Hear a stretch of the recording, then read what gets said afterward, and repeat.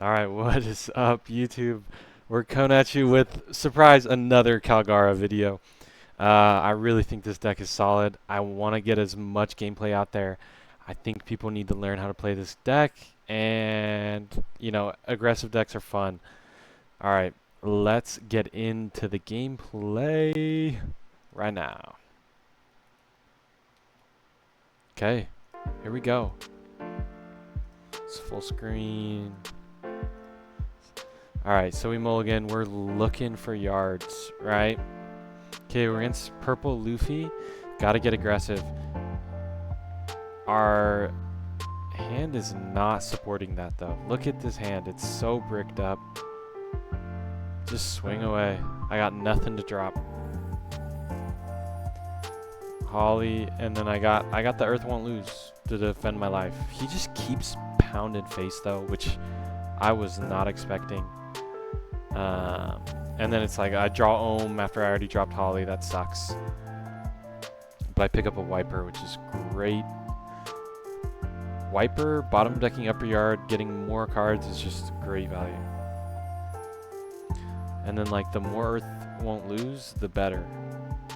Lots of defense in this late game. Kid, he goes to 7. I'm like, do I give counters? End up not. Preserve hand, we've got a pretty good board. I'm counting how many 7s can I swing. For a minimal investment, and you should just lead off with your 0 Dawn play first, right? So swinging 7 is a given. Just swing that, get into it. And then we've got 1 Dawn on Ohm, 2 on Holly, that's 3, and 2 on Kalgara, 5. We're at 9, so that leaves us 4 left, which leaves us with a Wiper play, if that's what we decide to do. I could even see the Shura, the 2-cost Shura, and hold up double Earth Won't Lose to defend board. Because he's got Kid, and he's only on 2 life. Yeah, he's got 6 cards in hand, but if he defends out at all, we're getting cards for every one of these swings. So he could go down all the way to 2 cards in hand if we swing 7s. He takes, and I'm feeling great about that. He takes again, and I'm like, wait a minute. Like, he's taking everything. That's weird. I'm not under pressure of losing unless... I guess like Gear 5 Luffy would have been scary. But again, I'm not under any pressure of losing. So let's go for game. Like, we should get every card from his hand. 2, 4. Or at least a bunch of 2Ks. And he was just completely bricked out. I don't know if you noticed that here at the end, but look at that. He's got 1K counter. That's rough. And that was his last card too. So just bad luck, sim luck. But yeah, get aggressive. And that was like a brick hand for me too. So imagine what a real game looks like. I don't know if I've streamed any of those. But anyways, into the next one. We're against BY Luffy. This is the deck of this meta. Let's see how Kalgara stacks up. Obviously, we mulligan for, for our Shuras and our upper yards. I know I say that every video, every game, but that's what we do. He double garps. He misses 1, hits the other. He's already negging 1. I feel great. And I'm like, okay, this is BY Luffy. I gotta get aggressive. I don't care that they want to go to 0 because I just need to rip cards out of their hand and put pressure. So you know what? I'm gonna swing. Swing, swing, swing. I only swing 5. He obviously is gonna take. I leave up 1. Earth Won't Lose. Just I like leaving that up as a defensive option. 6 is obviously a better swing. It just didn't feel like relevant in the moment. He hits the 3 brothers and gets a Sabo off that. But it's baby Sabo.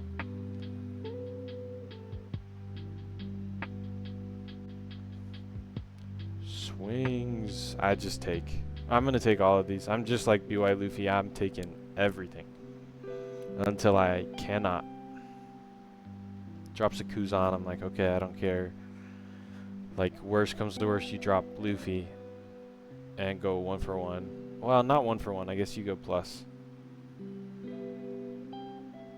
But, yep, we're going to make our Omahali play.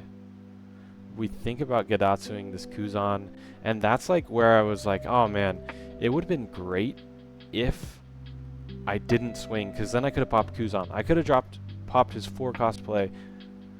Do they have a lot of those in BY Luffy? That's iffy, right? Like, don't think it's a big deal. We just want to take cards out of his hand. He's just going to keep taking. I got the Wiper to drop. Obviously going to drop it. Pick up another Holly, which is great. I have 2 Ohms in hand. He takes, obviously.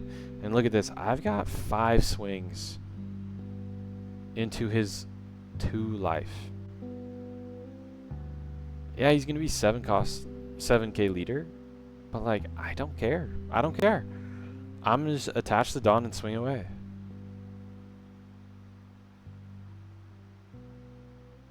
Swings 9. Can't defend that. And man, look at all these Hollies. Love it. Again, we're going to think here because, yeah, you want to make the right play.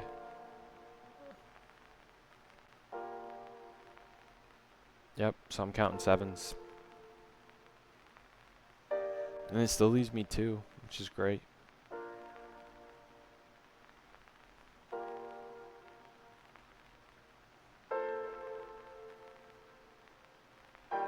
Yep, so swing your no Dawn investment first.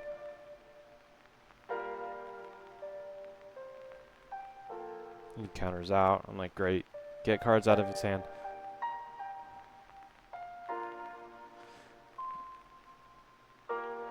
Ohm, 1 Dawn investment. Counters out. Not a 2K, so I'm like, alright, he's probably loaded. Let's just keep burning cards from his hand. Oh, but this is interesting. Okay, so I swing leader here.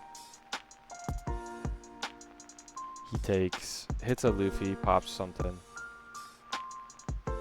Pops my Holly. I wasn't going to swing with it anyways. Look at that.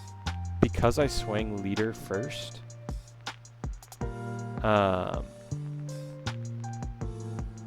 actually, this might not have been the thought process, but I like swinging leader first there because you actually just don't swing with Holly there, and you play Ohm Holly, replace the Shura, and now he has to swing into your 6K character and your 7K character, which is harder to remove than your 5K.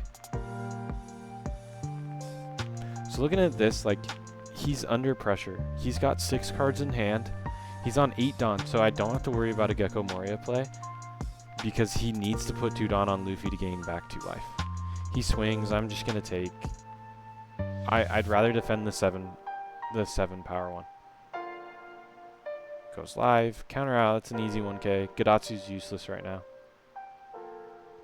I do kind of wish I countered out of that first Luffy attack, though.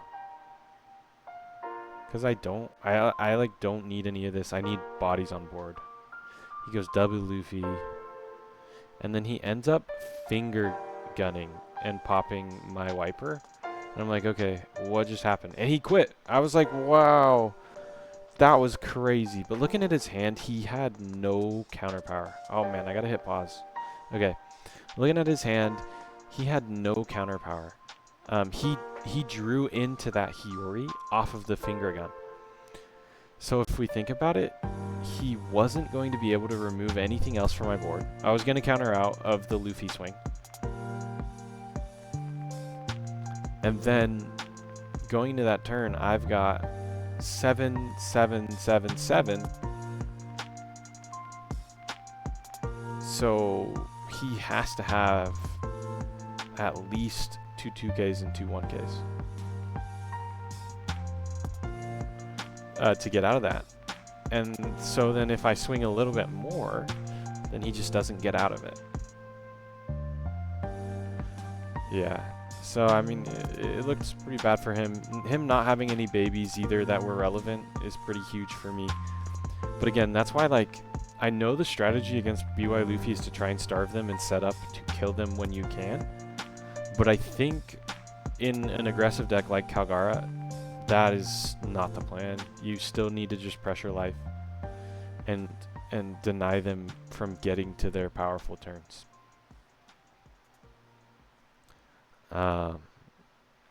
I do think it's an interesting idea though, if you have Gedatsu in hand and they're a 4 life leader and you're on 3 Dawn, you go to your 5 Dawn, maybe holding because you get to always pop their 4 cost play feels really good with Gedatsu. So that is one consideration. You could try it out, but I think in this matchup, pressuring BY Luffy, making him have to block with his brothers felt really good. So that's one thing to consider. So let's look at another one. Sorry, talked a lot in that one, but let's speed it up. Okay, here we go. I hit upper yard. We're against Nami. Okay, it's Nabi. Just rush. Just rush. Right there, though, I think I already made a mistake. So if you look at this, we're looking at our search targets. I have an Ohm in hand. Why am I not just grabbing Holly? Guarantee the Holly off of the Ohm. I don't need Wiper. I already have upper yard Wiper 5 cost. So this is my first mistake. It's Nami though, so you should win this most of the time. It's just a little mistake.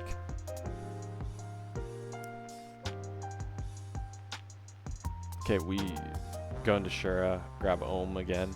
Ohm's just so great because putting out 2 bodies is just puts you ahead of the curve. And I get a 2 cost event out of Nami. I'm feeling good. Top deck Gedatsu. I'm like, wait, Gedatsu's kind of good here. I got 2 of them now. Wiper into Wiper. Or Kalgara. Kalgara's big. And see, look at this. When I ohmed, I missed.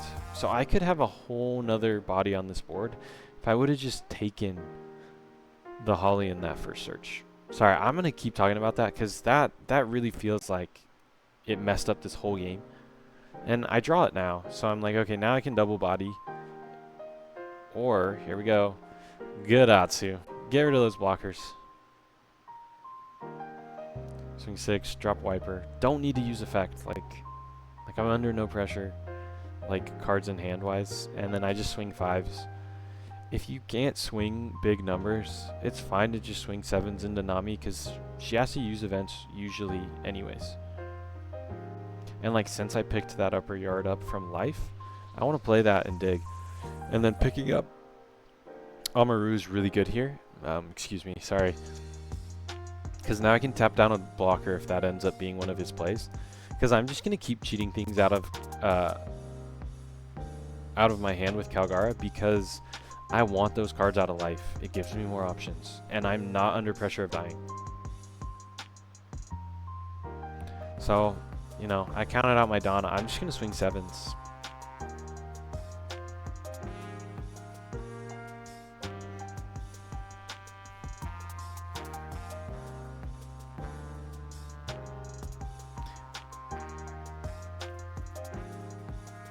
I mean, this is just a miserable matchup for Nami. I'm eating her life, eating all of her hand. And I'm like, wait, I sequence... Okay. If you notice, I put the 5 on Shura and swing first because I want a Kalgara over that Shura. So, that's a heads-up play right there. And, like, my board's already full, and I don't need the 5 down to spam a body, and my life's not under pressure. Just like thought process there. That might be clear, but I'm explaining it anyways. And then I get a swing 7 with Ohm because I put myself down to 2 life. And look at that. He's playing Red Rock. That's crazy.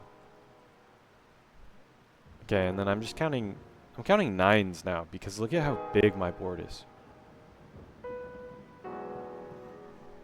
And to get out of 9, he's on 1 life. Like, I'm getting 2 big events.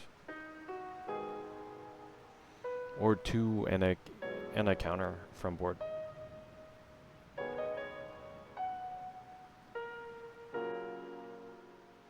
Swing 9s, and then I'm going to end on the smaller hits.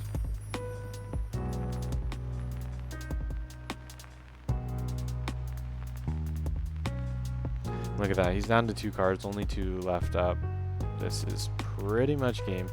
And then, so I end up switching it up here because, look, I got the Amaru. So, Amaru is only 2.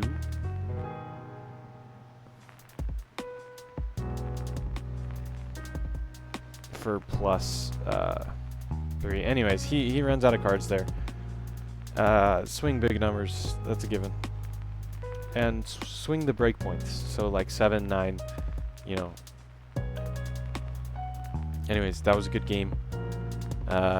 On to our last one. Here we go, into a king. This is a fun little game. Man, these games are fast, and that's good, right? That's what Kalgara does. So looking at this hand, it's a weird one. Double yard, double holly. I'm like, man, what is that? But it doesn't matter. Yard's going to search me what I want. Except it doesn't right there. I hit a Shura, which is just not ideal. But popping into the Ohm on that second search is huge. Because we're on the even curve. So Ohm is the premier play on 4. And then I Ohm into another holly, which is crazy because I already had 2 in my hand. He pops my Ohm though, sad. And I just like take everything. Trigger Satori here, huge dump a holly. And I hit the 4th holly. Isn't that crazy?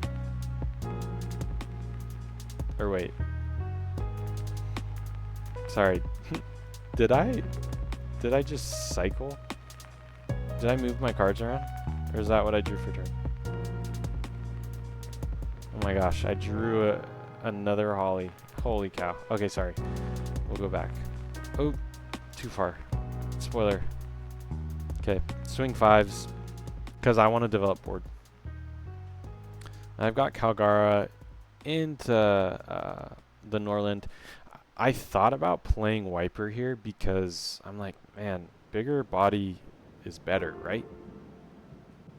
I think the answer is yes. And then here, I decide to not counter out on the first attack because it gives me the option to counter out on the second attack, and he might swing bigger.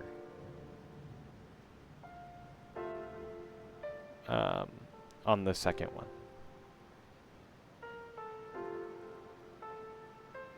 I don't know if that thought process makes sense.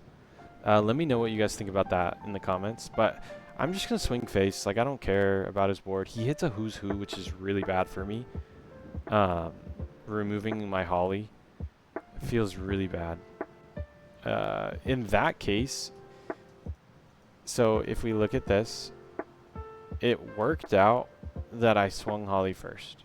Or at least I hope I did. Yeah. It worked out that I swung holly first because the who's who. And so that's another great thing to consider while you're playing is what triggers they can hit.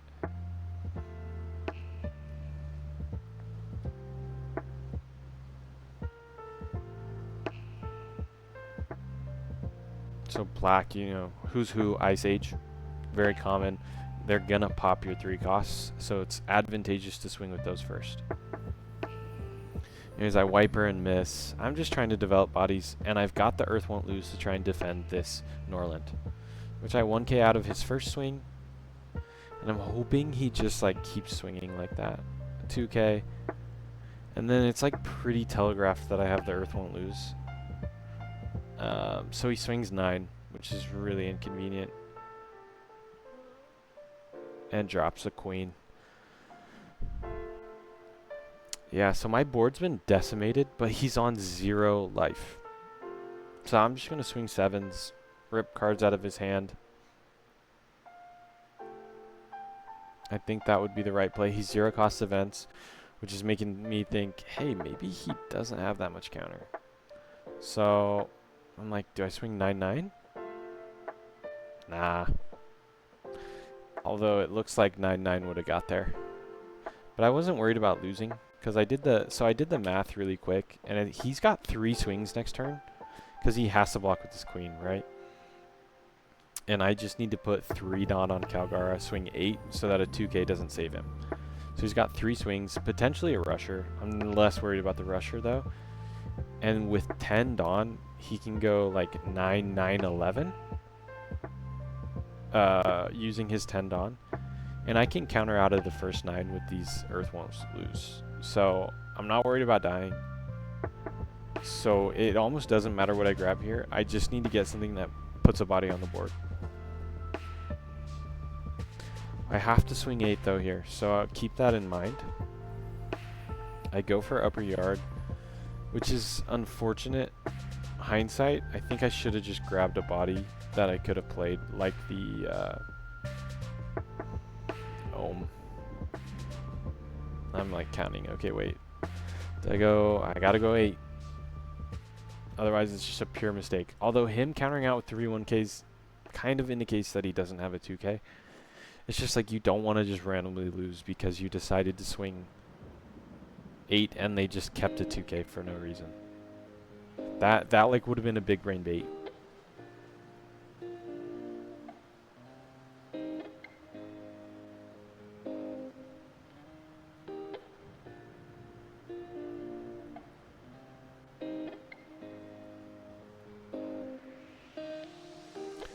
Swing 6, I'm like, okay, if he has a rusher, I need to counter out of this first one. And like, still, I need to counter out, because what if he has a rusher?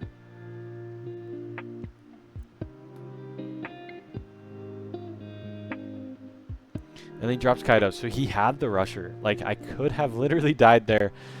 I hit him with the GG, because I know it's game. Like I just put 15 on Kalgara, and he's going to die. And that's what we do. I'm like, do I cheat out the wiper? I'm like, no, that's trolling. So yeah, he just had a Saba in hand at the end. I'm wondering if he drew that for a turn, or if that was off of the, or if that was in his hand, because that makes a little bit of a difference when it comes to what we should have done. But yeah, anyways, that is the gameplay. Hope you liked that. If you didn't, let me know. If you want to see more Kalgara, comment. Let me know. Content. Wow, I'm like, either just comment. Yeah, that's it for OP Koa. Peace out.